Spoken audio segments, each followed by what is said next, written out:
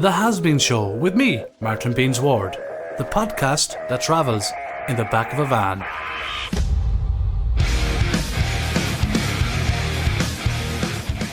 Hello and welcome to the Hazbeanz Show. On this episode, we talk to some travellers. This is the pod the travellers took over. This show has been sponsored by the Furniture Emporium. The Furniture Emporium is located in Owenmore, County Galway. Go check them out on Facebook, Twitter, and on their website. They do a lot of online sales also. Make sure you check out their Instagram for all the cool pictures they have of all the cool and funky furniture. Check out the Furniture Emporium, Owenmore, County Galway. So, first up on the Hazbeanz Show for this podcast and this episode, this is the episode where the travellers take over the pod. And our first guest today is Anne Marie Quilligan. How are you keeping, Anne Marie? Not too bad now, tipping away. Tipping away. Which part of the country are you in, Anne Marie? I'm County Limerick, so I'm from Newcastle West in County Limerick. But I know my accent is a bit weird because everyone thinks I'm either from Cork or Kerry. Yeah, someone would almost think that you weren't a traveller. You don't sound like a traveller. I'm sure I don't know. I sound like a farmer, I'm told. I sound like a farmer. It's okay. Could be worse. One of the worst insults I get thrown at me is, "Oh, you sound like a settled person." the sound of house out of you. And they're all right too, the settled people. We don't mind them. We don't mind them. I don't mind them at all. I wouldn't live next door to them. That's it. But come here, Anne Marie. So we're going to kick it off then. So this episode is about travellers, and can you've done some stuff in university, and you've done some stuff around accommodation and homelessness. So I think, could you tell us a little bit about? I suppose you did some research, wasn't it, or was it a master's or something? Yeah. So no, I haven't. I haven't the master's done yet. So basically, I studied social care in Limerick Institute of Technology. So it was just for part of my degree. I did my dissertation on hidden homelessness experienced by traveller women in Ireland. So it was never done before.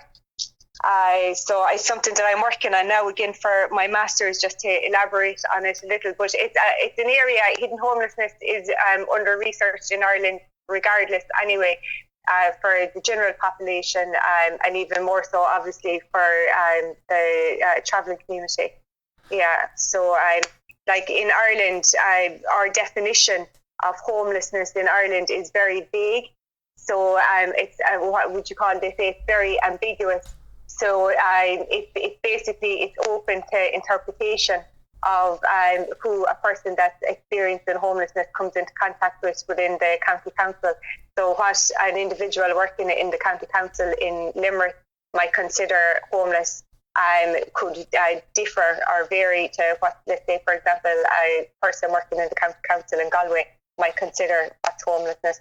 But the biggest thing in Ireland, I think, at the moment is, even though we're trying to focus at the moment on homelessness in general, it's really becoming normalised. There's actually very little there in homelessness prevention, preventing individuals from becoming homeless. So in Ireland, travellers, even though we make up less than 1% of the population in Ireland, we account for 12% of the homeless population. Really? And and traveller children account for 12% of the homeless children in Ireland. I actually, that's the first time I've heard those. I should have probably read up on those statistics. And would you believe in Dublin, that's 12% in Dublin. Outside of Dublin, I actually just came across this statistic last night, is outside of Dublin, traveller children account for 25% of homeless children. So a quarter of all children outside of Dublin that are homeless are also traveller. Yeah, and I think it's actually in Galway, Martin, in your area, I think the homeless children, I think it's over 40% of homeless children in Galway. You see, I knew that Galway was bad in regards to that, but I didn't think it was like on a national thing where it was 25%. That's absolutely crazy. Because then when we look then at the underspending of the county councils throughout the last is it 5 to 10 years, like that money that's been earmarked for traveller specific accommodation or for traveller housing, has there been any reasoning or rationale as to why that money's gone unspent and been sent back to the state? Davy Joyce, the solicitor, Davy Joyce. The barrister. The barrister, sorry.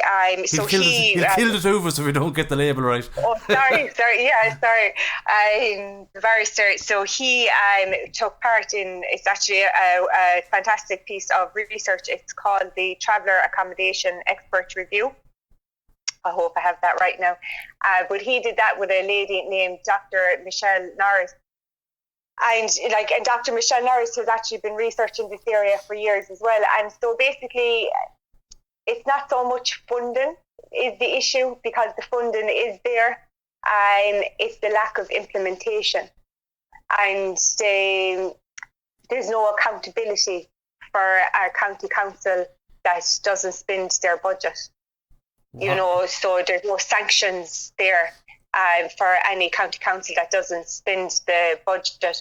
So rather than house a vulnerable family, a vulnerable traveller family, when the money is there, and this money is taken from a different pot than the mainstream society, let's say, that's money that's allocated specifically for traveller accommodation.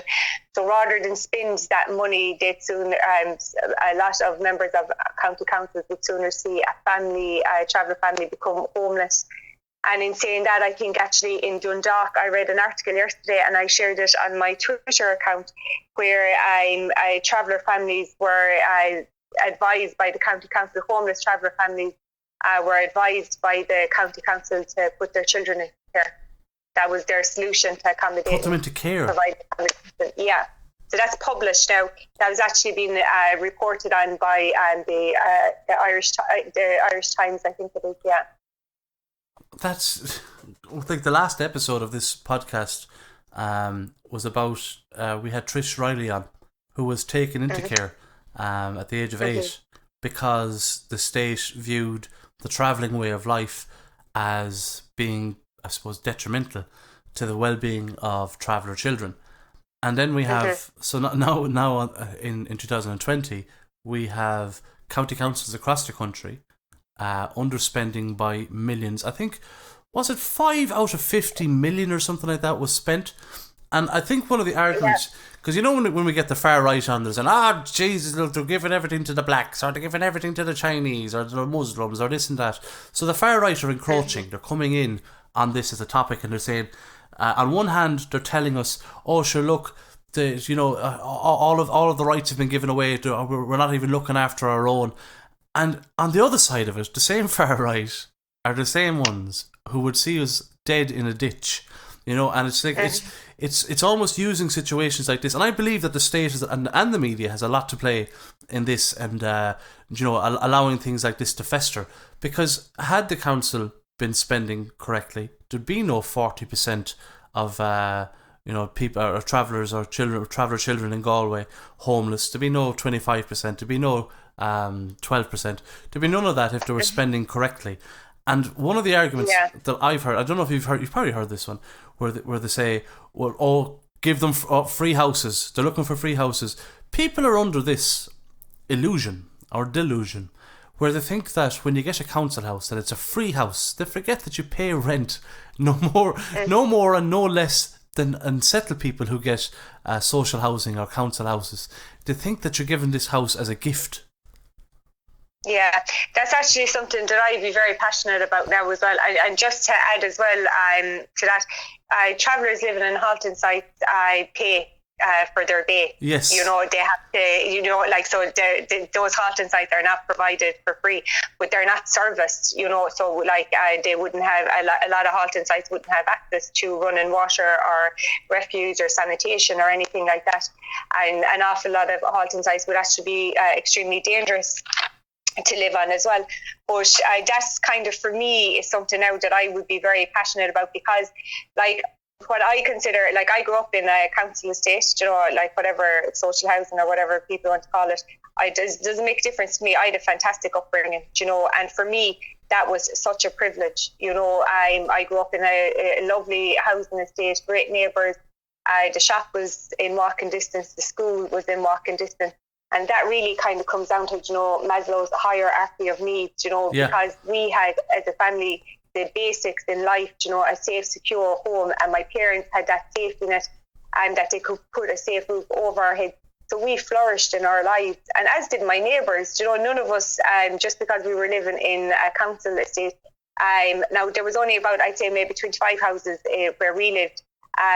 Every one of the houses, every one of us went on to third level education or got apprenticeships or whatever the case might be. So like if a government invests in their people, they will reap the reward. And, we were very lucky that we had access to that. My parents paid their rent every week, as did all the other neighbours. Like everyone paid their rent. There is no such thing as a free house in Ireland. And it's actually even more expensive for travellers to live in caravans, let's say, or mobile homes or whatever the case might be. Because when you think about it, during the winter, even to be able to heat them, the price of gas is like about 50-60 euro for a barrel of gas, isn't it? And you might go through one of them every 2 weeks. So like you have, like, so it's not free. They're not free. They're definitely not free.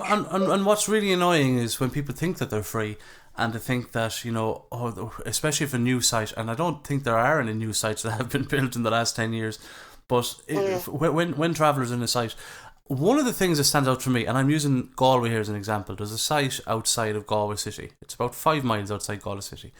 And it was built, and it's right next to a dump, and it's infested with rats. Absolutely infested with rats. And it caused massive issues down throughout the years, and there's been a lot of protests about it. Well, there's been a lot of protesting about it. Not many people actually got behind a protest, bar a few activists and once or twice with the organisations. But recently enough, one of those traveller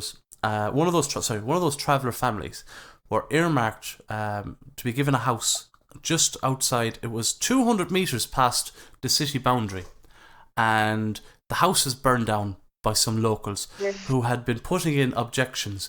They felt, and some of the senior politicians in the town, elected politicians, and one of them was going to be mayor.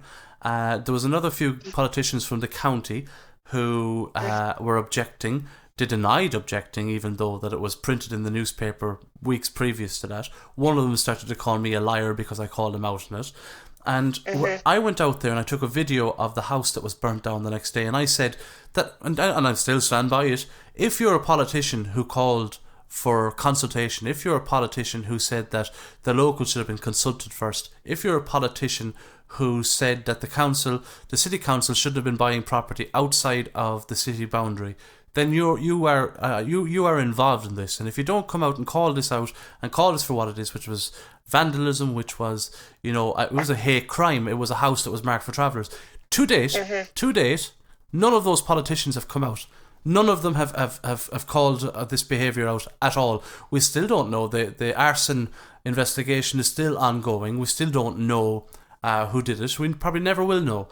But this is an indication of what happens. And by the way, the argument that the county council were saying that the city council shouldn't have been buying property out of the city boundary. Well, in actual fact, there are over 300 properties outside of Galway itself. There's properties that Galway County Council own that are in County Mayo. Galway County Council themselves have bought property within the city limits themselves. In the late 90s they did that. So this is not something new, but it's quite ironic and quite telling that this became the basis of their argument when it involved a traveller family moving from a rat-infested cesspit dump into a house. Now, fair play to Galway City Council, because they've doubled down. They said, well, you burned the house, but the house is insured, and we're going to ensure that this family still get this house. So I would hope that there's aftercare involved when that traveller family do finally move in.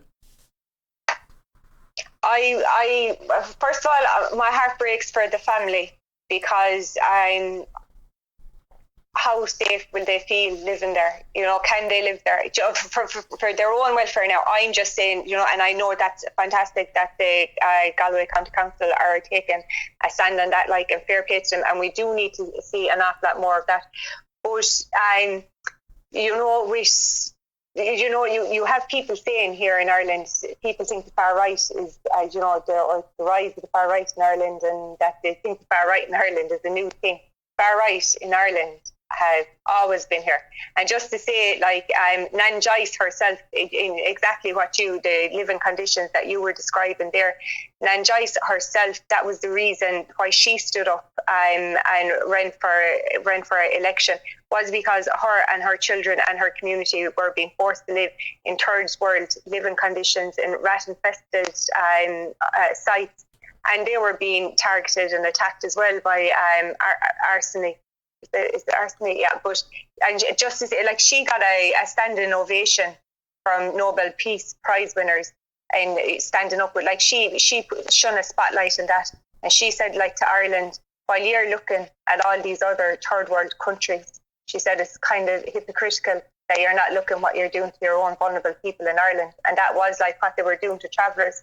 Yeah. There was also Fianna Fáil councillor. So in relation to what those politicians came out and said or didn't say, that's culture within Irish politics.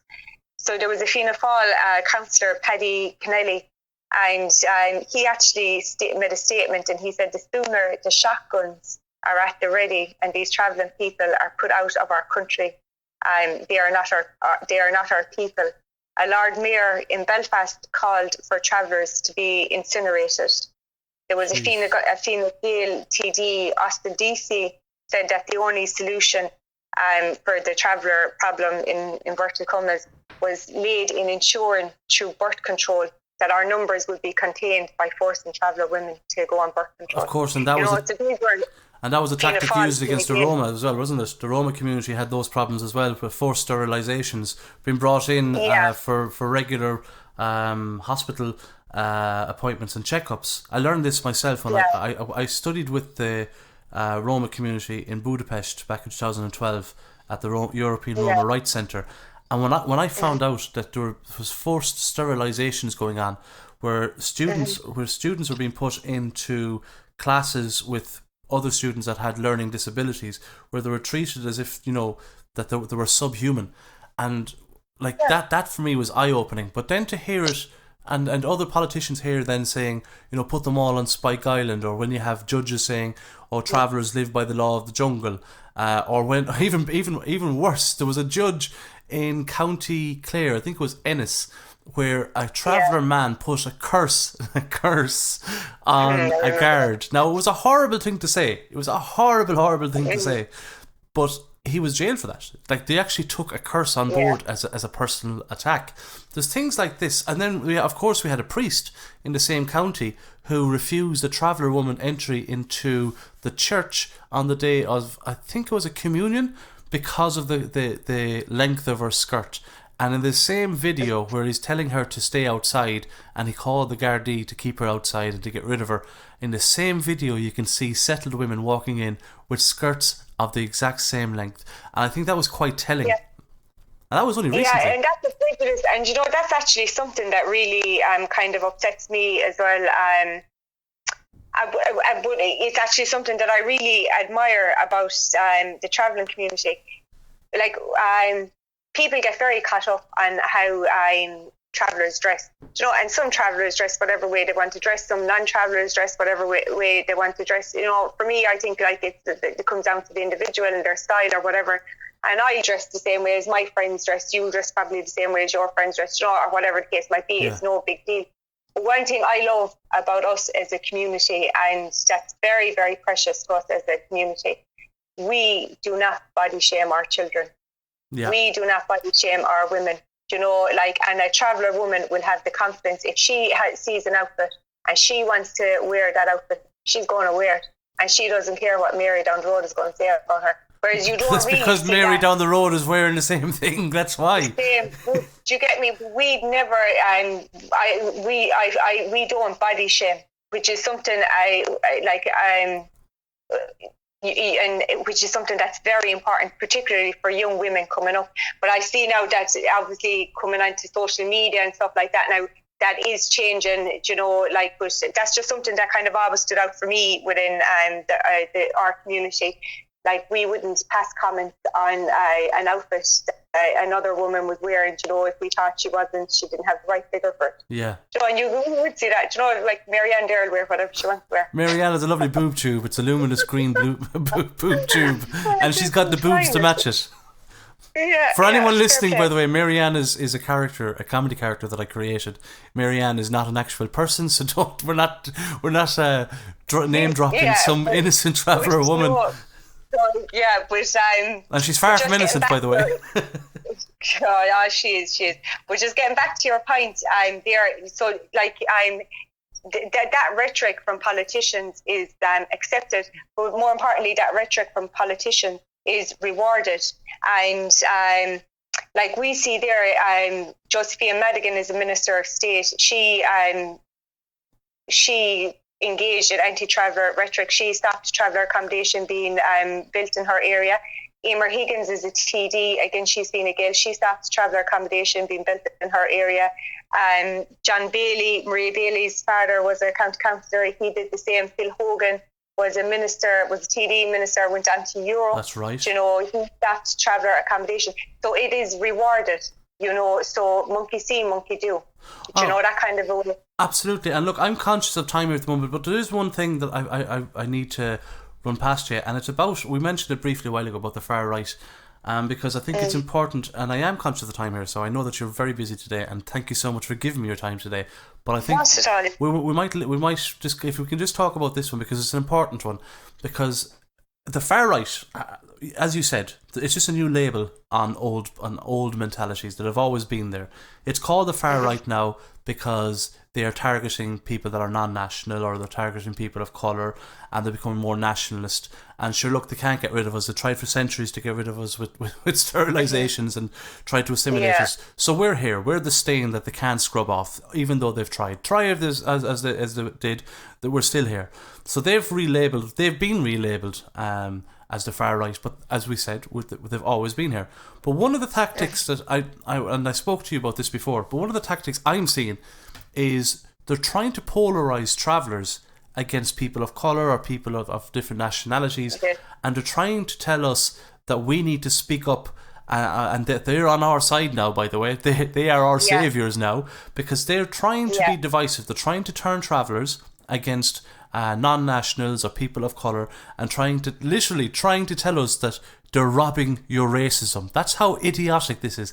They're trying to tell us that they're robbing our racism, and that we shouldn't be supporting them, and that the Irish state shouldn't be helping them. They should be helping travellers. Have you come across that yourself? Yeah, I have.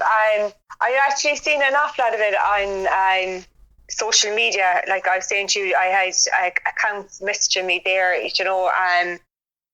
or if I commented on anything. For example, I shared a post recently in relation to what was going on in Nigeria, which is the SARS, which is absolutely heartbreaking. Yeah. And I really resonated with me, like that. A young woman said, why are white people so silent when it's black blood that's spilling? And it's true for her.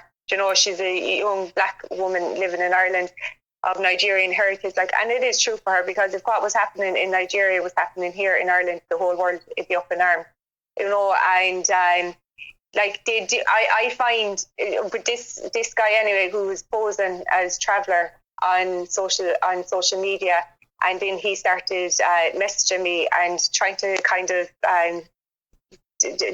jump on the narrative, kind of try to turn me against her. But when I went in, and looked at his account, but he deleted the account anyway. I was just messaging him back, why are you messaging me? But then when he wasn't getting what he wanted from me, then he completely turned on me and started highlighting stuff that was happening within the travelling community, as if I was responsible for every other individual within the community. But these people on the far right, they will tell you what you want to hear. They'll feed into your vulnerability. And there's an awful lot of vulnerable people in Ireland at the moment, and particularly around housing. So in Ireland, like the figures in homelessness are up at the 10,000 mark. We've 5 people in the past week have died. Homeless people in the past week have died, I think, on the streets. But they're trying to jump on that narrative, like who's getting the houses. They're doing the same with people in direct provision are getting all this money. People in direct, like how we are ever going to stand over what's happening to people in direct provision is like we are literally robbing them. What's been done to people in direct provision is exactly what was done to travellers. They're telling you, they're putting you into an institution. Like halting sites are like open prisons for travellers, the under-serviced ones are no different from the standards of what people in direct provision are living in. They're trying to pit the two communities against each other. And that's the problem. Who's the undeserving poor? That kind of a way, like acknowledging that we're both poor, but one group is deserving now and one group is undeserving. But these are the same people that if you got a house alongside them as a traveller, you'd have to hide your identity or the house would be burnt to the ground.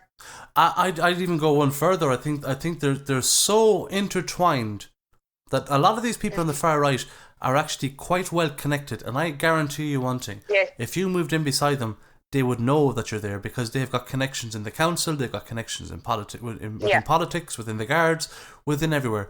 They're not just some group of people. Everyone is under this illusion that the far right are some idiotic, brain-dead group of people. They're not. They're very strategic and they're on the rise. And if people don't see that they're on the rise, you're going to wake up someday where they're going to jump onto some massive social cause and they're going to incite that fear and that unknowing, all of the things that drives people towards voting for a particular person. All it'll take is one person on the far right to come out with fantastic rhetoric that'll draw people in. That's all it'll take. We saw that with Peter Casey. We see how close now we're cutting to the bone there. Like we cut to the bone with Peter Casey. Yeah. And I think as well, an awful lot of damage that people on the left, the centre, or maybe the right or whatever, when people refer to the far right as, by the way, that they're all on social welfare, they should get jobs and they should do this or they should, like, as you were saying, like these people are actually very well connected. And they are not stupid. But I've actually noticed as well with these people, if I was a journalist, and particularly if I was a journalist working for RTE, I would be very, very frightened because they are blatantly calling for somebody to do serious harm to journalists, because they're all about this RTE propaganda machine. Yeah. I don't know if you've seen that, and they're using their platforms. And as you say, it just takes one individual. Like we see these shootings that happen in other countries. It just takes one individual to swallow that rhetoric and do serious harm or damage to either a politician or to a journalist here in Ireland. So it's not actually safe to be a journalist in Ireland like this. Particularly, that's what I think anyway. I would be very concerned for journalists from RTE. I would too. I don't follow these pages. I don't actually follow these pages. I'm actually just in an anti-racism group, and sometimes these videos are sent on and analysed and stuff like that. Yeah. Well, but I am surprised that the Gardaí haven't moved quicker on it, because I tell you, if it was a group of travellers platforming to do that, we'd all be arrested. We'd all be guilty by association, wouldn't we? You know what? Like, look, we could have if we swallow that rhetoric, and look, when you're disenfranchised, and a lot of travellers are disenfranchised, especially from the media. And look, if RTE and the rest of the Irish media want to really kind of stem the growth, start investing in marginalised groups, start changing up the regular faces who are represented within the media, start giving more travellers jobs. I myself am going back to do a master's in journalism next year because it's something that I'm interested in, and I do think that the greatest vehicle for changing public perception and challenging misconceptions is the ability to write your own narrative. And I think it's incredibly important that we get to write our own narrative within the media, because it's an area that we're massively underrepresented in. It is, and to be honest with you, I think as well, since the time of Peter Casey, now maybe it happened sooner, I don't know, but I just observed it around the time of Peter Casey. I kind of see since then the media, like, because there's a standard, there's ethics within the media, you know, and they weren't being adhered to for years in relation to travellers. So, like, we were sensationalised. We were clickbait. Anything to do with travellers was clickbait. And I also find as well, like, even though I know it's very important that as travellers we use our platform and maybe engage with the media to highlight issues that are challenges that we experience as travellers, but it does hurt me that as travellers that we're not brought on like every other citizen in this country to discuss societal topics. It's particularly like whether it's on prime time. Like, how old is Fair City? Is there any travellers in Fair City? I think actually this came up recently in a conversation with somebody else. I think they brought in a character who was a traveller, and within weeks I think they whitewashed the whole traveller aspect out of the character. So the character who joined as a traveller, who wasn't a traveller in real life, did the whitewashed that out, and they basically made that character more palatable to the viewer by taking away all the traits and all the mannerisms and everything that they had originally thought would make him a traveller. They took it away. So that's that's very hurtful. And would you believe there's actually several travellers working within mainstream media here in Ireland? Mm-hmm. Now I know two, but they haven't disclosed their identity.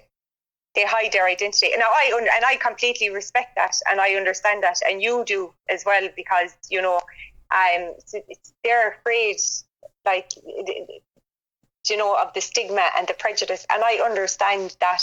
But then I also feel how difficult it must be to work in those environments, and when you hear maybe people engaging in anti-traveller rhetoric, that you don't feel like you can correct them, or, you know, like, so it's well, hard, to a certain extent. That's why our suicide rates are very high. To a certain extent, I would agree with you to a certain extent, but I also think that if you are a traveller that's hiding your identity, and you're watching the likes of me, the likes of any other traveller that gets torn apart in the media, and you don't show any amount of solidarity, no private messages of support, and you're waiting for something to come about that's going to be positive in your career, when you know, waiting for a time when it's cool to be a traveller.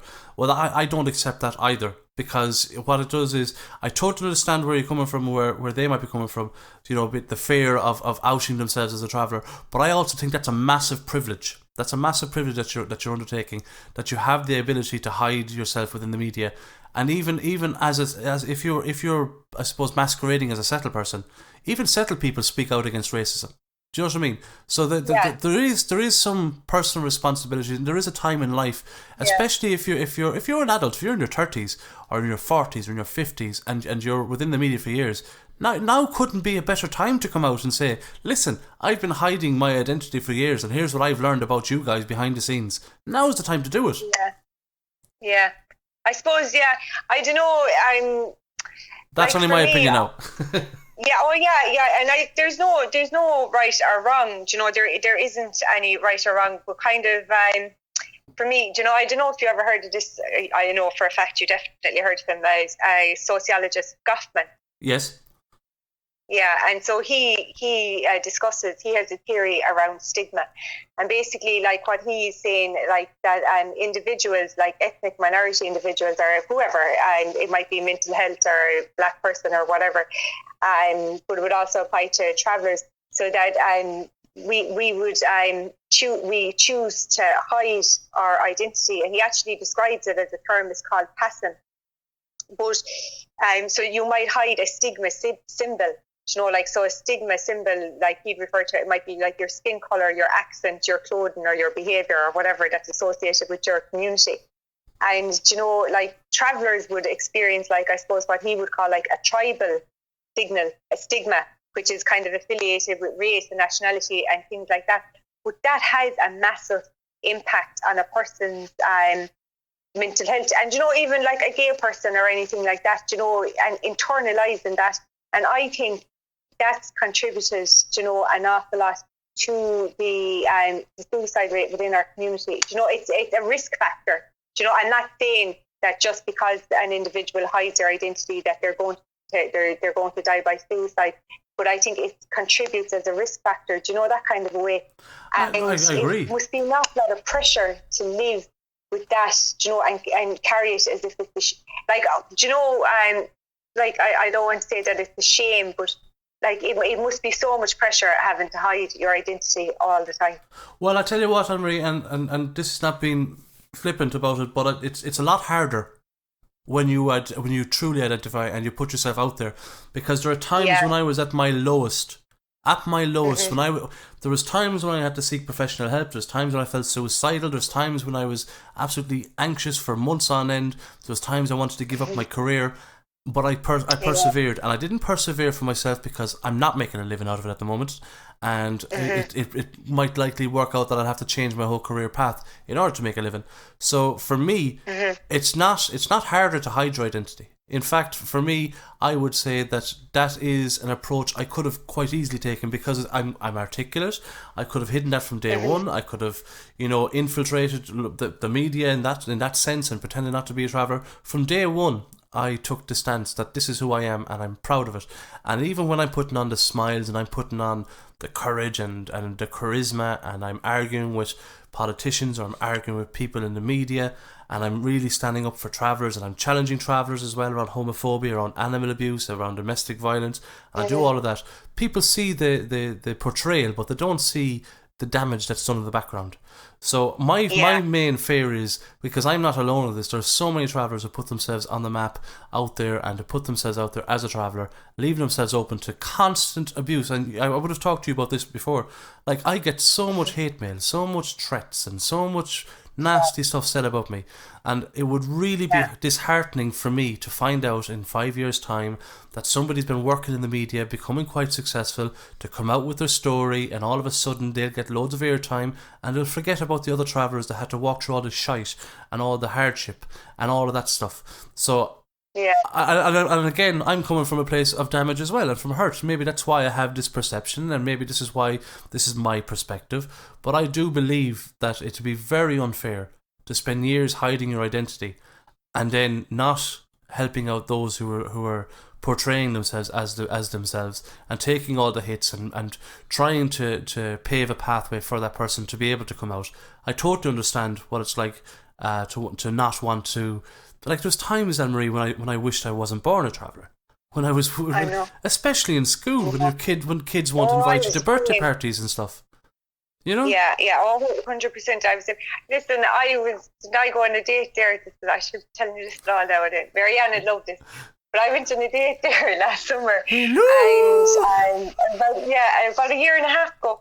But I was asked out, and it was only for a coffee, like, you know, or whatever. And this man was very well travelled, you know, had a great business, blah blah, all of this, like, and you know, and sure, myself, like, sure, I'm a great, I'll catch myself anyway. You're gorgeous. But I'm gorgeous, sorry, and I have a lovely personality. That's all I have going for me, is my beautiful personality. Do you want to kiss my personality?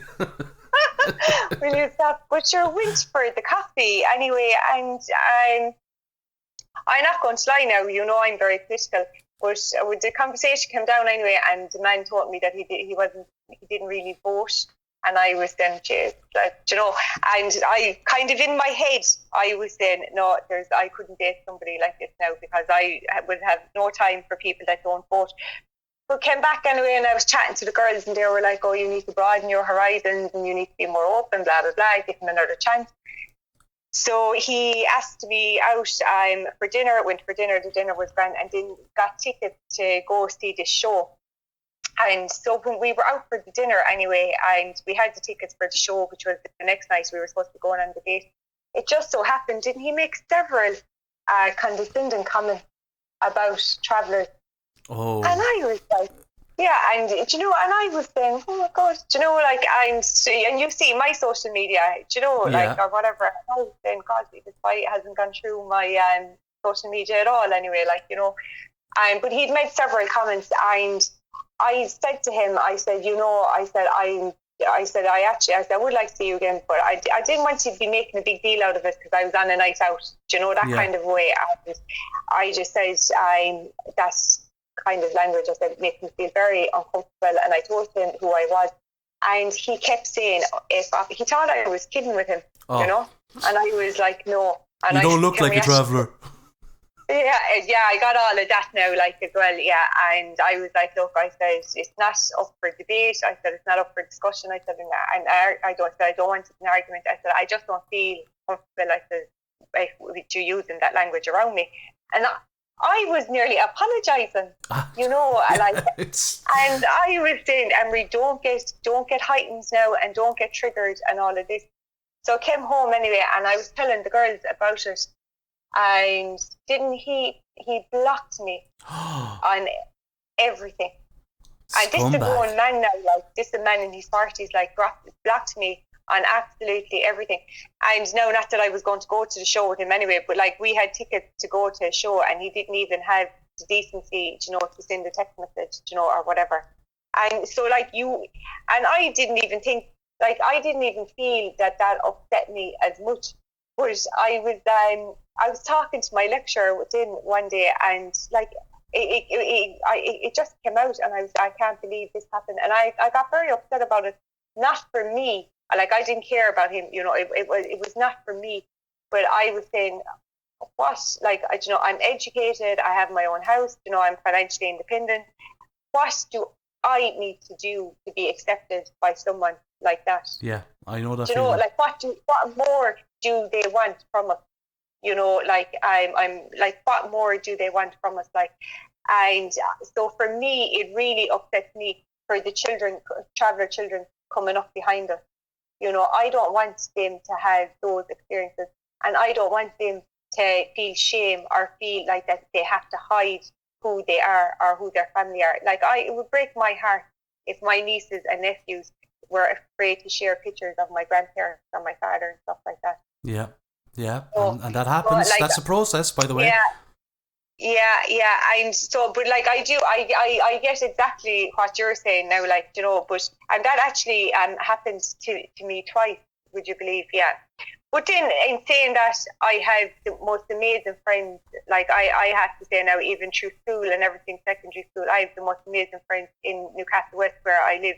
I had very supportive friends that, like, if anyone opened their mouth to me, I wouldn't actually have to say anything or do anything. My friends, and so that's very important. Solidarity for any child, we know that, like, or for any individual, is very important.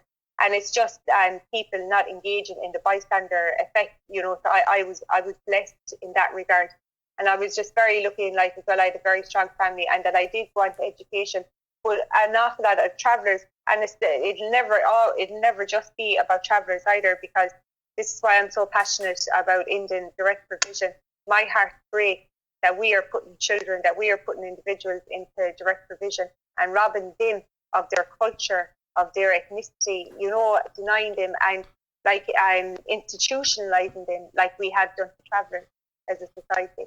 And the only one that benefits also from the direct provision centres are the big companies who are getting paid to run them. Oh yeah, that's all privatised. Yeah, and giving substandard meals as well. I saw some pictures of that, substandard meals, and just generally disgusting.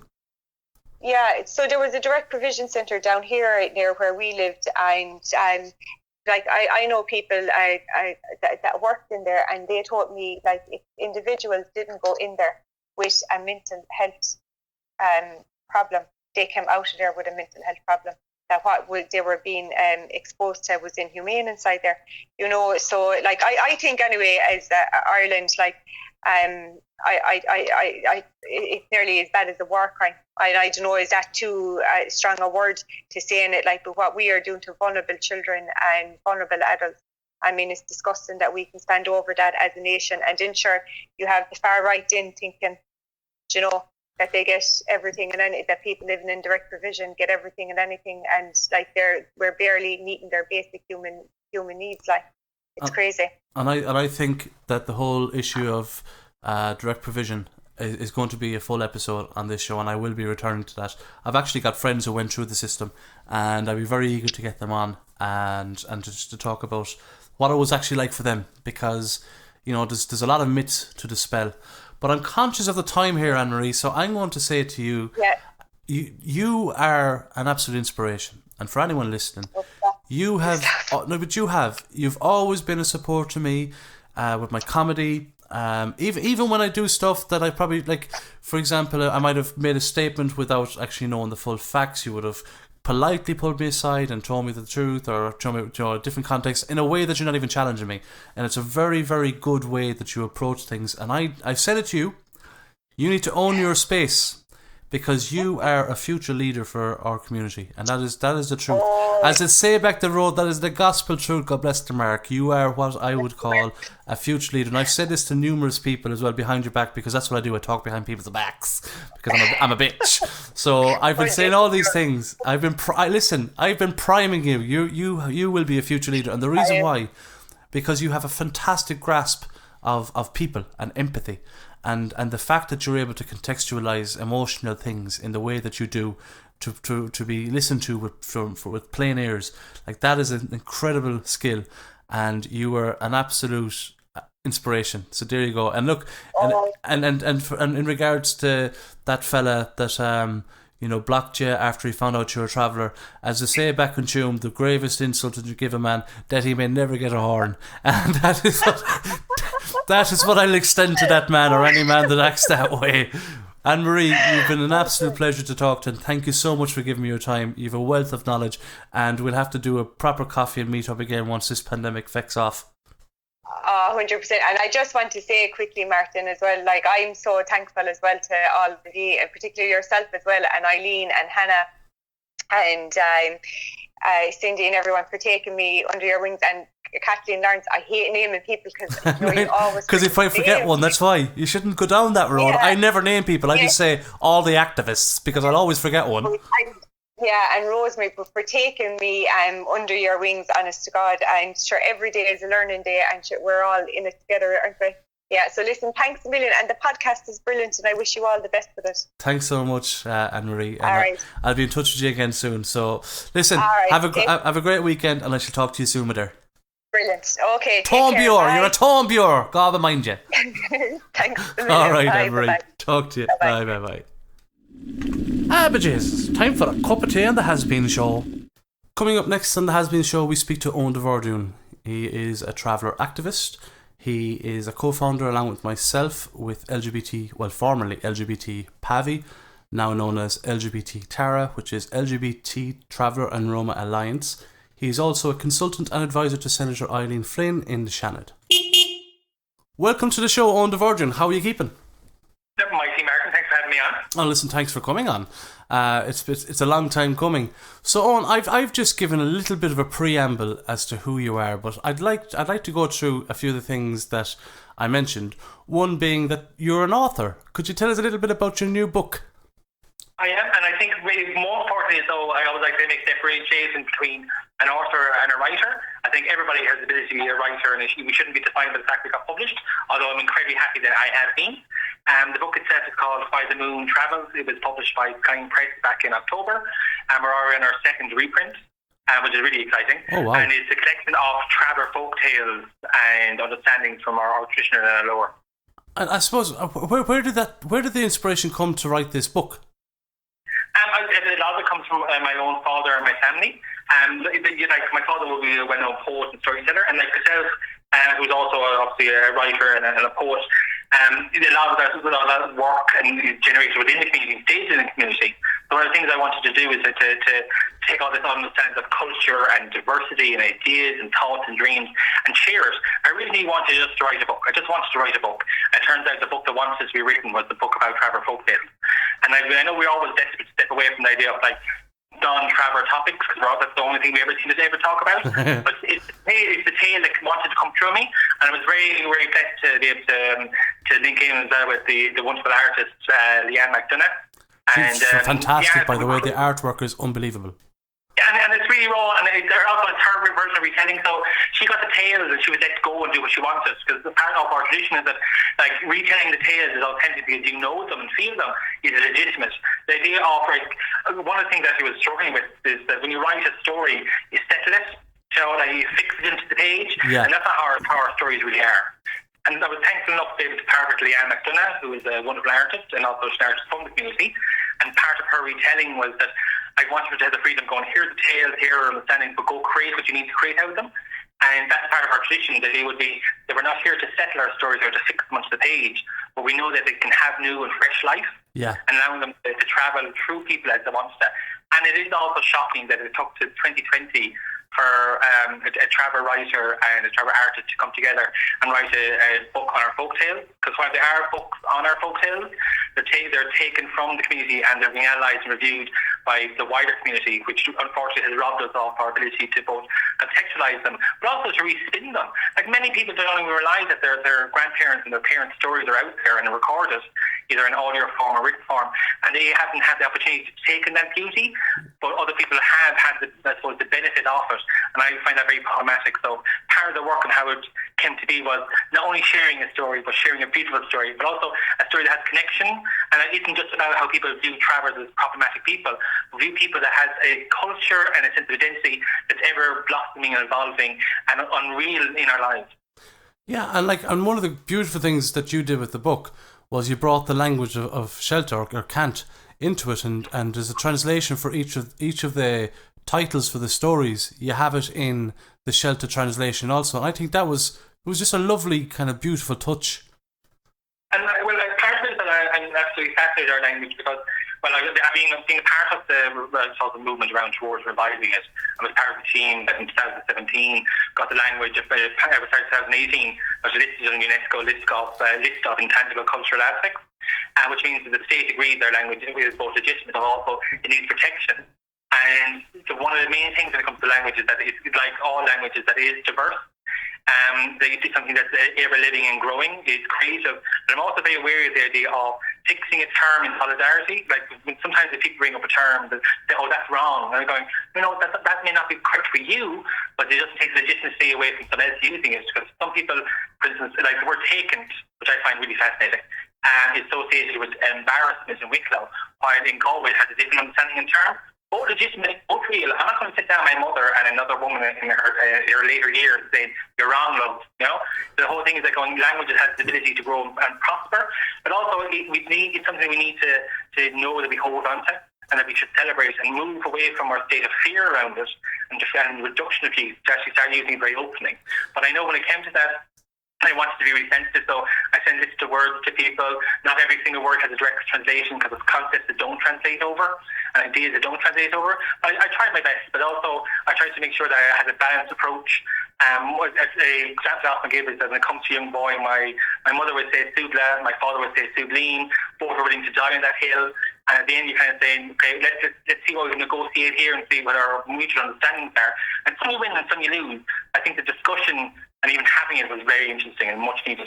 But also, it might encourage other people to go, "You have it, you have more than you realise, there's more out there." You might not have the access to it, because people say it's a secret language. I have at least 11 dictionaries, but unfortunately there are archives and resources in the community that you only get to access if you know the people, they're agreeable to you and you're agreeable to them, or you're part of a network. But I feel that a much greater shift needs to happen. These resources need to be collected nationally, they need to be archived, they need to be investigated by members of the community. Like, we need to encourage to be those researchers ourselves, and to give revivement to the language, just like happened to the Irish in the 20s and 30s and onwards even today. That our language is legitimate, it's real, it's part of the overall Irish culture, the European movement, and it's about time we start not only celebrating it, but respecting it with the resources it needs. Yeah, and I think you hit the nail on the head there, like in regards to, like, one person might pronounce it, "subla," and somebody else might say "subleen," then somebody else might say "sublik," and I think, those dialectual differences are quite indicative of sociolinguistics. By and large, it's like it's going to change across the country, but they all have the same meaning and they all have equal weighing. But I suppose the disadvantage our community is that most of the written documents and archived work has been by settled people, hasn't it? Oh yeah, and some of them have lines in them. Like there was some references made during the 1953 when there was the Tinker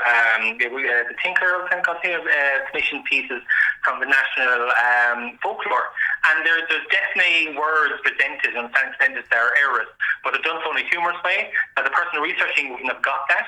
It wouldn't be a subtle difference. It wouldn't be like a regional dialect or kind of an older tongue, like a Gaelic form. It was very much a moment of humour. So I think that has led to some of the information that other people have been errors. Because even like the terms that we use, My family would use gammon. Other people in the country would use cant. Sometimes I believe there are two entire different versions of the language. One, gammon being older, cant being more newer, and it has more nuances around English. Overall, we've titled it shelta, but that can be seen as a very academic term. So there's all these ideas and thoughts, all very legitimate, but unfortunately we don't really seem to have time, resources, or the space to come together and discuss it. So we have all these little fractions out there kind of doing our best, researching and compiling and sharing, and that sometimes can lead to a little bit of friction, and God knows I know that. Yeah. So at the same time, I'm going, that's natural and that's not something that should be opposed, because rather than something being wrong, it is just as legitimate as being different. Yeah. And I think we shouldn't be so afraid of that. Well, I would totally agree with you. And I think one of the eye-opening things for me personally was recently enough, I was speaking about, because this whole revival of the language that you were doing, and you were really spearheading it, and I was creating that discussion online, and I think I'd shared one of your tweets, and a settled man came and started using the language to me, and I didn't know the words he was saying, and he was saying, well, you should know this is your language. And then I found out he started saying, I'm doing a PhD in this, and I just remember thinking to myself, okay, you're doing a PhD, that's great. So I just said back to him, I said, it's quite telling that you have the privilege to study our language, that you can go into third level education, and that you can research on our behalf, and then you can try to more or less approach us with a condescending way, saying that almost like you're now almost an expert on our language. And I think that needs to change, because it shouldn't be at that academic level that we learn the language. You know, travellers have been held from our own language, Owen. Yeah, and that's what like the idea of ownership of a language is very difficult, because it sounds a sound, but respecting the origins of it and the complicated relationship we have in our language. Like the idea for someone to come to me and attempt to embarrass me or reduce me because I'm not fluent in Irish totally ignores the fact that we're under a oppressive regime for over 800 years. The using of the language was seen as kind of being lowly. You were punished for it. The same way when it comes to our own language, people have learned to use it in secrecy, have learned to use it as an act of protection, have learned to use it I suppose, to shield themselves from a wider world. That even in an example of that person who came from the academic form, kind of going and holding over you, most people don't have access to those resources. But also, what part of the living language is it carrying with them? Is it just using archaic words and forms and kind of I suppose, prefixes, or is it using something that the language is as we would speak it now, or is it the verse of using Old English or modern contemporary English? No one really wants to embrace the Old English, but it's very interesting. It has origins, it's a magical form, really, really cool, that's awesome. But is that part of my community's tongue? Is that part of my spirit? And for someone to create that kind of wedge, that'd be very telling. But also, I find it very interesting how, by large, settled constructs like universities can give permission to settled people to investigate a minority group without consulting them. Yeah. And I think that's very, very damaging even on a very ethical basis of going, how are we even benefiting from this information? Are we just your test subjects again? Are we being mined and tapped yet again? Because there's so many research that everything from religion, spiritual views, sexuality, child death, DNA. I mean, is there anything else that's ours at this stage? And one of the things that is left is our language. And for someone to, I find it very problematic for someone to create that space, then attempt to embarrass someone, ridicule their principally going, you may not know those terms. Chances are you knew other terms of how you would explain that sentence, or what the intentions were, but that doesn't seem to be what people want to legitimize. They want to legitimize the settled version of it rather than how travellers actually are.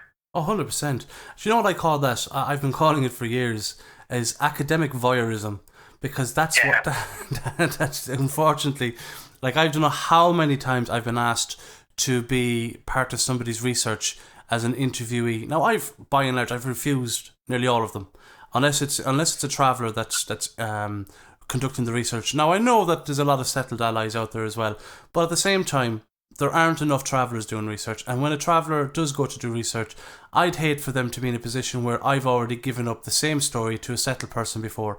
I'm waiting for more travellers to start conducting research in their own right. Kind of like that little pilot study I did around remember it well. Mental health. Within the LGBT traveller community, which you were part of, and Do you know, like, it's little, actually, we'll talk a little about that as well, Owen, because that's another, string to your bow, which is formerly known as LGBT PAVI, which is now LGBT Tara. And for anyone listening, we need to make the distinction. A lot of people... No, you cut out there, you cut out as formerly known as Lehman Silent. Oh, sorry. It's the phone line here, unfortunately. And this is the this is the problem with the pandemic. I'm not allowed to travel and interview in the van, so we're stuck to phone lines. But what I was saying there was it was formerly known as LGBT PAVI, and it's now known as LGBT Tara. And I'm just saying to the listeners, because a lot of people have made this mistake. People seem to think that LGBT PAVI was somehow involved with PAVI Point, which is totally untrue. Do you remember when we set it up on? Yeah, a lot of people thought that we were an arm of PAVI Point rather than understanding that the term PAVI, like care and like traveler itself, is an expression from within the community to understand our identity. And unfortunately, over the years, people thought we were resourced, or that we had that kind of structure behind us. But in fact, we are a unresourced peer group of people that have been, like some of us, like myself and yourself, have been blessed to having a kind of a core that is exposed to each different principles.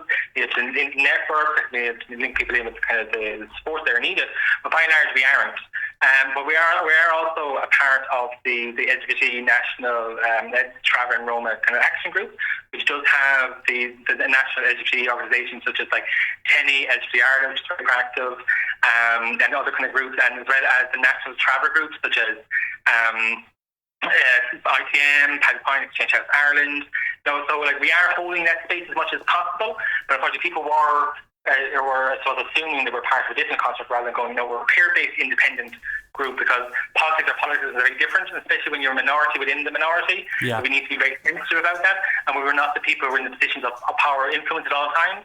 So creating that distinction and that definition and the idea of we do see ourselves as independent, and we know that and trust that people will want to give us the space because we need to, but this is kind of like this is normative kind of like all kind of issues, and that's been difficult to maintain, especially as like any of our research we've done, like research on the ground is quite low. The first round of research came out in 2011, the year 2012, and we were unfortunately we only allowed to focus, say, on the Dublin area. So we did 36 people from that area, to be interviewed and to give submissions. Out of those people, over 80% of people had suicide ideation in the last 12 months. Self-harm is quite kind of distinct. Substance use and addiction is quite distinct. Isolation, homelessness, crisis, all these kind of things were just cross-board. So people are aware. And also, if you think about us as being a part of the wider traveller kind of movement and experience, things haven't greatly improved for travellers on the ground, vast majority of people.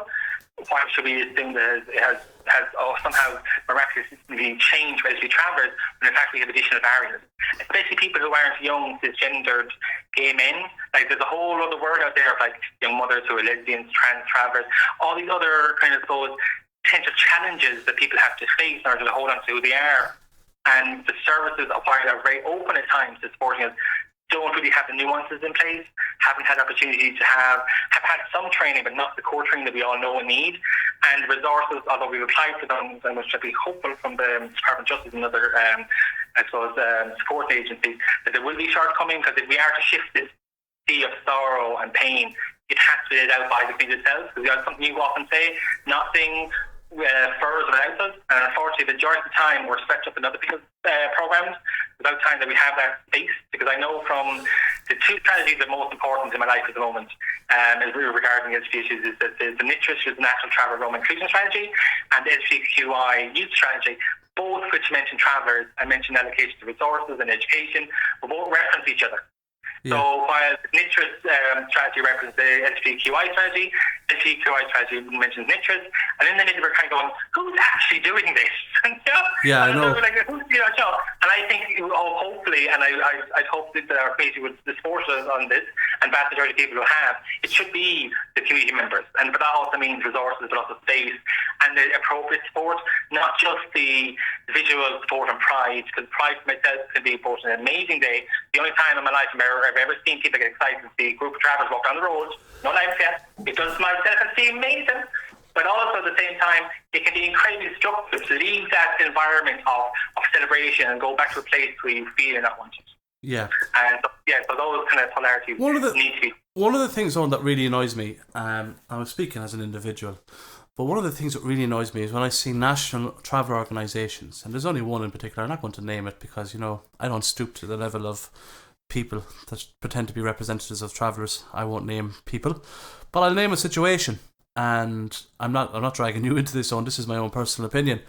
From an outsider's perspective of mainstream organisations, it's when they try to hoover up social causes within the community, and by doing so, they by and large alienate groups like LGBT Tara, which we have noticed. As you said a while ago, we haven't resourced tiny bits of funding to cover the cost of petrol and things like that. But by and large, we're not resourced, we're not funded or anything like that. And to see large organisations trying to lead the battle, lead the march on our behalf, and then not include us. And I've also seen lately an LGBT organisation bypassing LGBT Tara, going to another organisation, which I won't name the organisation either, but works with travellers, but mainly around CE schemes and stuff like that. And they're heading off with a project, and they asked me to be involved. Now, I'm not calling them out, and I think it's great that any initiative is taken, but I have serious concerns when two organisations come together and they bypass a group that was set up essentially when we were talking in 2007 on. I know it was set up in 2009, but we were talking since 2007 around LGBT PAVI at the time, and to see us being bypassed year on year. Now, fair play to the Irish travel movement; they've helped as well. LGBT Ireland have been fantastic. They've given us a massive platform to get our voices out around the training, the workshops and things like that. But by and large, to see large travel organisations start trying to get, on one day of the year, they might go to a march and then they act like, we're the saviours, we're doing so much for LGBT travellers, when they've done nothing. In my opinion, they've done nothing throughout the year at all, bar a poster. And at the end of the day, the stuff that I'll always remember are those weekends. I don't know if you remember this a few years ago, Owen. I think you should remember it. I'm not going to name the person or the specifics of the situation. But when we had a suicidal traveller talking to us, and we were trying to find emergency accommodation, we were trying to help out, get emergency money, get counsellors on board, and unfortunately on a Friday there were no counsellors involved, there was no counsellors available. I'm not trained in that kind of response to a situation like that with somebody who's in such a low moment in their life. There are massive gaps that are there. Now, I know that you're doing so much work around policy changes and things like that, but I remember those times, Owen, and I think you dipped into your pocket. Well, I think, and eventually those times lead us on with our own fears as well, because I do think that we agree on the principle that there are good people doing good things, but criticising the work isn't exactly criticising the person or effort. Oh no, absolutely. You can do this so much more better. You can, no one's saying that we're not going to thank you. I think it's very appropriate. I do find it problem when we thank people for doing the job for anyone. That's a separate thing. That's my own issue. But the part is kind of going, there is a gap there that we all recognise is a gap. People talk about the gap, people talk about the issues around the gap, but when it comes to getting behind it and putting together through the politics and saying, let's get it done, the history hasn't always been as kind.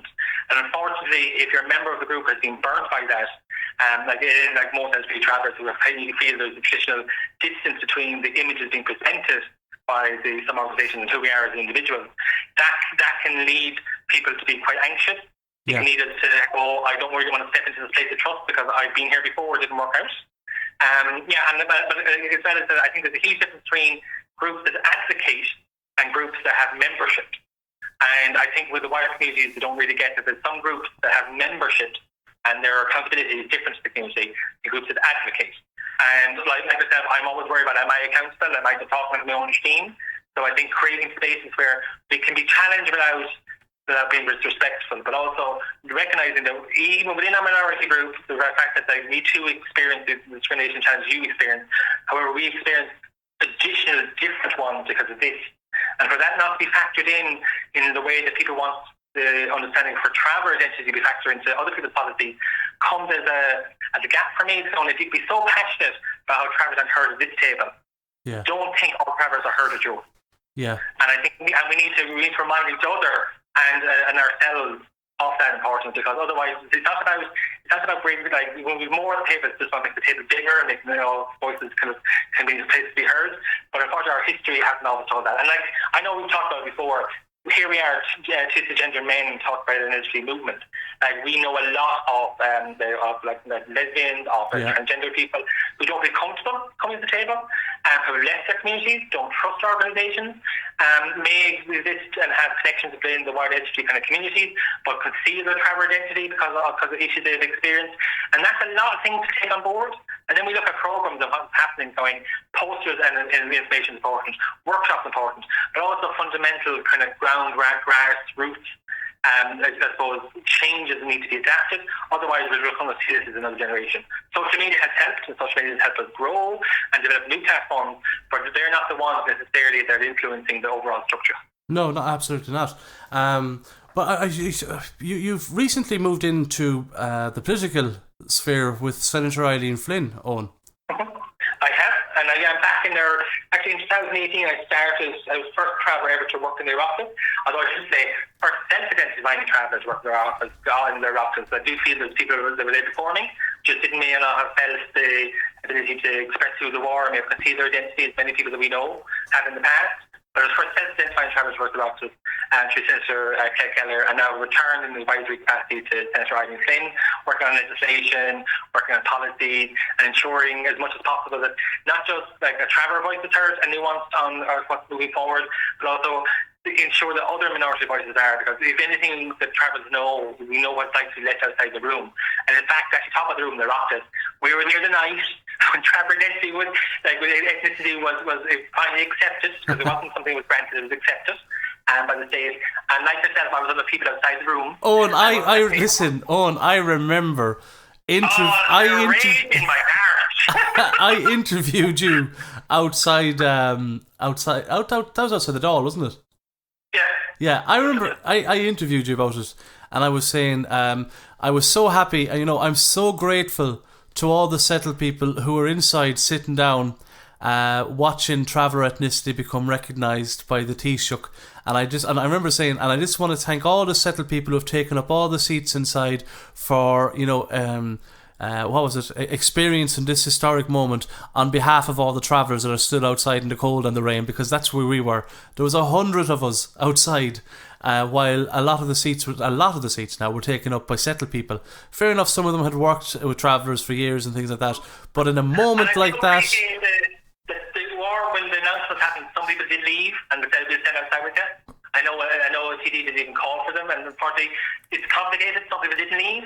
Was that Breed Smith? I haven't been able to, but they will. Well, was it Breed Smith who mentioned that? It was Breed Smith to combat permit to the TD, and she asked in an act of solidarity, understanding that people may not be able to come in, but if people could give us a seat, and if they couldn't get back in because the Senate side was in solidarity. I don't think anyone fucking moved though. That's the problem. At that stage, people had left beforehand, but when she announced it, after she announced it, unfortunately, it had left. And it was really interesting because it was like one of those Hollywood movies. We all looked at the door. We all were waiting, going, "Who's going to walk out? Who's going to be this hero of the moment?" And no one did. And I just thought, this may be telling us where we are as a community. It may also be telling us where we are as community development, kind of as a sort of hope. I totally understand people are set up in the moment. That would be me. That would be me. Owen, I was so pissed. To me and not to move, I don't know. I was so pissed off. That's interesting piece of history. Well, I was so pissed off. I really was, because I first of all, I had seen that the majority of travel organisations were led by settled people. First off, there was in my mind, there was very little. One of the fundamental things with community development is to work your way out of a job to empower the community that you're representing or that you're trying to empower. And I saw very little of that down throughout the years that I was involved with travel organisations. And then when I was up outside there in the cold, in the rain, and huddled up, and we were squashed in like sardines into this small tiny room, and the security was there watching us, and they weren't letting us move out of this, and all we could do was look through the glass. And you're right, we were waiting to see who now is going to give up their seat, but none of them did. And that's why I tried to throw a comedic slant in it. I know a lot of people were so disheartened they hadn't engaged with some travel organisations again, because I think everybody accepted not getting in because there's only so many seats anyway. But for understanding it was for this is a traveller moment that we've gotten there to be our allies, because again, that stage there wasn't even a single traveller working within the houses of their offices. But like we wouldn't have got there without our allies. So sometimes allies need to be allies instead of that. Well, look, I think that was a missed opportunity for our community to move forward, not only recognition, but the maturity that we can walk our own path too. Yeah, 100%. And listen, Owen, I am very thankful for all the settled people that helped travellers in the last 30 years to get us to the point we're at. But a little caveat to that: we're ready now. Move aside. I know that there's employment involved and all of that, but I'm really fed up seeing a lot of our best activists are highly trained, highly skilled, highly qualified, highly educated travellers standing on the bylines waiting to get employment in an area that's been taken up primarily by settled people working on our behalf. And I think that needs to change.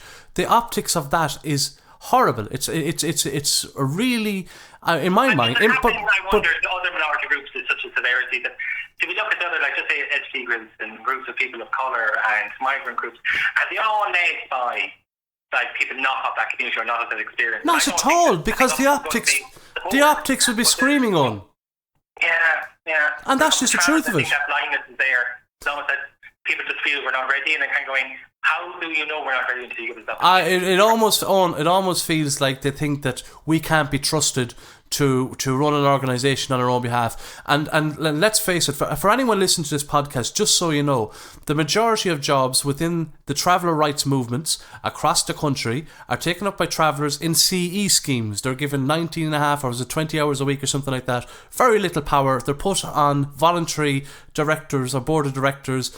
Then there's the settled people, and I've experienced this myself. I'm not going to name the organisation, but I've experienced and seen myself where settled people have sat on voluntary boards and have had masters paid for, master degree programs paid for, and they were paid to do it, and all their fees are paid, when we had travellers at the very same time struggling to get through university themselves. So that is a very real issue, and at some point those things are going to have to be answered for. We're discussing this from the point of view of here are travellers trying to make sense of this chaos, right? Yes. And a part of the thing that always comes up when we talk about this is going, oh my God, do people think we're going to hate travellers? Do people think that we're pushing against them? And I'm going, the fact that we even have that fear just shows you how endemic that push is in us. Because like, there's times to go, I say that, are they going to think I don't appreciate or expect it and respect a lot of what they've done? It's like, oh, of course I do. Of course I do. That's a given. You also come to the sense of kind of going, like, bring them to ready in your eyes the next time. You know, because like how long do we wait for? You know? And after 30 years in most areas that speed medicine on the ground, if we haven't moved forward, that means we're not applying the principles properly, or the barriers there that aren't us. You know? Yeah. So I refuse to believe there's 47,000 travellers in this country, and we're not in positions that we can influence our organisations the way that we need to. You know, and I think that kind of change and struggle it's very, very interesting. It is interesting. Well, I'll tell you for me, it comes to fear for me, and I do get fear around it, and that kind of just shows myself kind of going, I've been influenced by that. Don't criticise. You know, because if you criticise, you might lose the sport, rather than the fact going, it's a community that's an organisation. They should be arms open to say you can do this better. Well, Owen, let me just say now, and again, for anyone listening, and I always have to say this, I only speak on my own behalf. And yes, I don't know, it's ridiculous we have to say that in the first place. Well, I've learned my lesson after I've been on TV talking to Peter Casey. I can only speak for myself. I have my own agenda in how to bring my community forward, and that is through the media. That's the little bit that I do. I come with many hats and many feathers. Yeah. Everyone does. This conversation is between myself and Beanz, and knowing myself and Beanz about Jesus. Oh, 100%. But I will say for the listeners, I'm coming with a little bit of bias. I sat on a voluntary board. I was on a board of directors with an organisation, and the organisation has done fine work, brilliant work, and even the people working there, they were doing great work. I went for a job. I had the relevant qualifications to go for the job, and I went for the interview for the job, and I was told that I was brilliant in the interview, but one person beat me because, they had more experience. It was a settled person who worked for another organisation. This other organisation had given funding to this traveller organisation to fund this new position. So when it came to the interviews, a person who worked for the funder was chosen to work for this travel organisation. So literally this funder funded a new position in a travel organisation and sent... Well, just let me finish. They sent one of their staff members over to the travel organisation to work. However, they said that we'll hold the position for 6 months because they wanted their staff member to finish up working with them before they moved over to the travel organisation. And then when they did move over, I think they only lasted a few months. So, like, there's an obvious issue going on. And that position that I was going for, I would have been brilliant at that position. And I was qualified for it. I had the relevant experience, relevant qualifications for it, and I didn't even get a shout. And I sat on the board of directors. And to say, like, those situations may happen. I think if they are manifesting and someone comes second, the organisation, if it's true to its principles, needs to create a decision or an avenue for that person to move into that role. Just to say, like, we'd like to say, listen, everything was fine, the person had a couple of years on you, and then you go, that's fine. What are you doing to make sure that I actually do get this job then with me? Because otherwise, I'm outside yet again. So I think if that does happen, because we don't know all that, not only there's a huge need for our organization to step in and say, okay, we're going to move in this direction going forward because we can't let this happen again. And I say the representation because one of the things that I find like damaging not only around our organisation, but around the fiscal sphere, because suddenly people think that Eileen is like wonderful and she's a member of the Oireachtas. She's one person. She's not there to carry 47,000 travellers on her shoulders. She has her own opinion of the legislation. So they don't put the pressure on her. But also, who other voices get to the remit? Like, you're one of the few voices in media, and you've had to create your own platform a lot of the time. To say, here are travellers, here are other travellers, here are travel opinions, here are insights, not just about being travellers. Yeah. God forbid, they have other opinions. And like the lack of representation in all echelons of our society, from the medical care system to the education system to the business system, even to our media, the amount of stories about travellers by or term travellers thrown in there, the lack of nuances. Even it came about, like, I know we talked before about people writing articles about elderly travellers. I've always found, bar from one or two occasions, to be incredibly anti-traveller. They go, tell us how badly does travel treat you? Yes. Were you punished when you came out to the traveller? They go, and if a traveller wrote that, they go, they put into context, going, yeah, in fact, most second people in the wider community, most people's families can be in a bit of shock. They get over it, they come to embrace their family, but they're also dealing with these additional pressure. Yeah. And I think if a traveller wrote that article and when investigated and the decision, it would come through the far finer, more nuanced, aware way, rather than the fact of, like, show us your blood and your bleeding, show us how you've been wounded. That's when we give you awareness.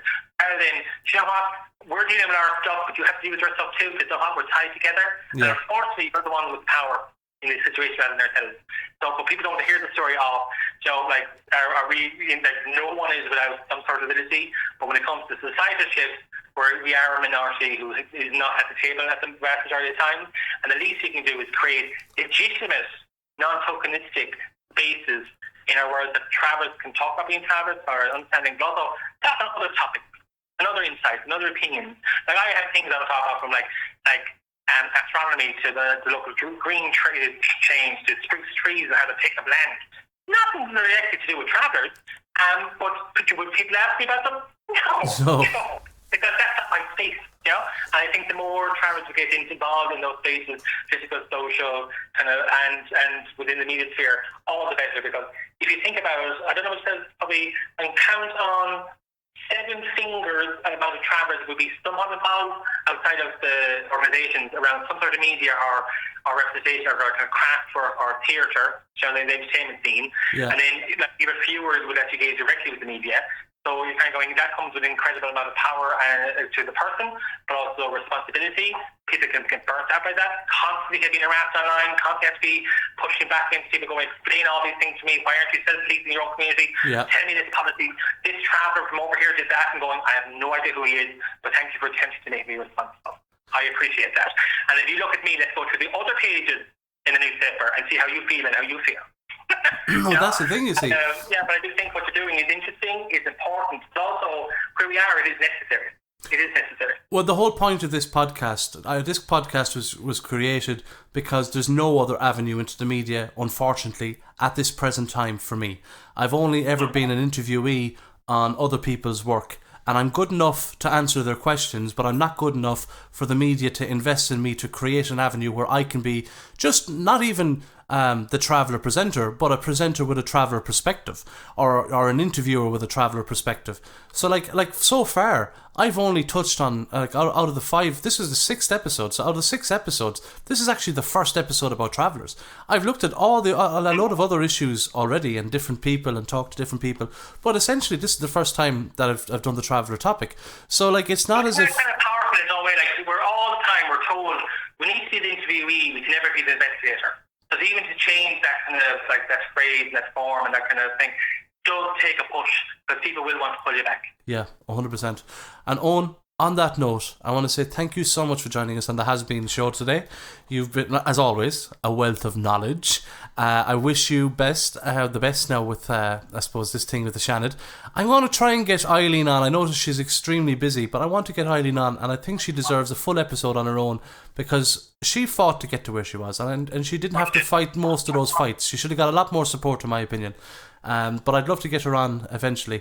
I know she's very open to that. Oh, well, she'd want to be. I'd send Marianne after her. Confirmed as of yesterday. Even yesterday, she reaffirmed. Yeah, well, no, and the thing is, I want to give her a full episode, because there's so much I want to talk to her about, because that's a huge journey, and it's a momentous thing in Irish history as well. And look, it's a great thing for travellers, but it's also a great thing for Irish society, because people forget Eileen is not just there as a senator for travellers, she's a senator for everyone, and you need to remember. People need to remember that she's a massive promoter of equality, and that's equality across the board. She's not there in a tokenistic way. She's not the traveller voice. She is a voice in the Shannon. And Owen, Yep. Hey, yeah. I want to see you in the Shannon someday as well. I don't mind working in the background, my God. They have equal spaces too, and and to be standing at the forefront takes a lot of courage, a lot of ability to be resistant, and a lot of dedication to your principles. And who knows? I think we all have a calling to be involved, and we can all be involved one way or the other. I wouldn't close any doors. At the moment, I have no reason to be there, but God knows where the life will bring me. Well, I tell you what, if you ever end up in politics, don't give me a job as your communications officer, because I think that's the direction I'm going to have to head, because the media don't want me. So let's find a way to get me working in the media regardless. The media may not want you, Martin, but I think the people need you. Oh, it's like Batman, is that the man you want? He's the man you need. On that, Owen, I want to say thank you so much, and listen, you take care of yourself, and I'll chat to you soon. Okay, mind yourself. Sublik. You too. Alright. Thanks again for tuning in to this episode of The Hazbeanz Show. The Hazbeanz Show is available on all platforms. Do check us out on Facebook, which is The Hazbeanz Show, or on Twitter, Hazbeanz, @HazbeanzThe.